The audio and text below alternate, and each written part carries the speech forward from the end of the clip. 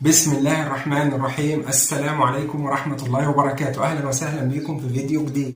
في الأرياف لو أنت بتصب سقف بيتك بيجي المقاول يقوم قايل لك أنا هعمل لك سقف 20 سنتي، رقتين حديد، يعني طبقتين حديد بدون كمر، وده الشغل الحديث والمظبوط. فهل الكلام ده صح؟ لا طبعا، الكلام ده هو الأسهل والأفيد. ليه؟ إزاي؟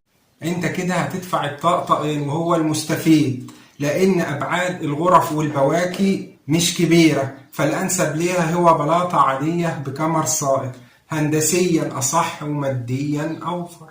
بس بالنسبة للمقاول ارخم، لانه هيضطر يسقط كمر وكمان هتكعب اقل فحسابه هيقل، انما انت هتدفع مصنعية اقل وكمان تكلفة الحديد هتبقى نص الثمن. فما تخليش حد يتناصح عليك. والسلام عليكم ورحمة الله.